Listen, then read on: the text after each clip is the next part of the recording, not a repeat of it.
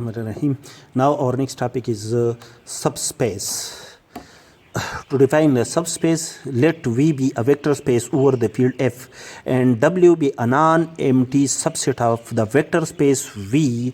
Then W is called a subspace of V if W by itself a vector space over the same field F under the operation of vector addition and scalar multiplication. Note that is every vector space V over the field F has two trivial subspaces. Number first, the set consists of only the additive identity vector of the vector space V. That is, W consists of only the additive identity element of the additive identity element of the vector space V. That is, this is a vector, and the entire space V, that is the subspace W, is equal to the entire space VB. That is, it satisfy the condition that every set is a subset of itself. That is, W is equal to V and V by itself is a subset of itself. For example, let V be the set of all 3 cross 3. That is, let V be the set R cube. Let V be the set R cube composed by the field F is equal to R.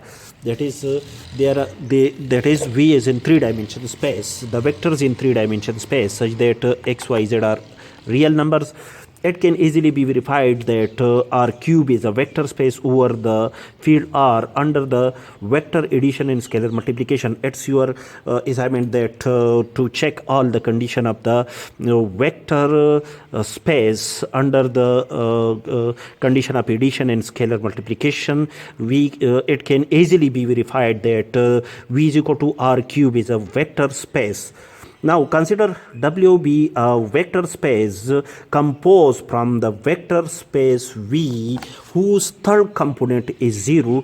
Then that is, all the vectors select from the vector space V in XY plane, then which can easily be verified that the vectors of W, the elements of W, satisfy the condition of the vector addition and scalar multiplication over the same field F is equal to R, and these elements are selected from the vector space V. Therefore, W is a subset of the vector space V.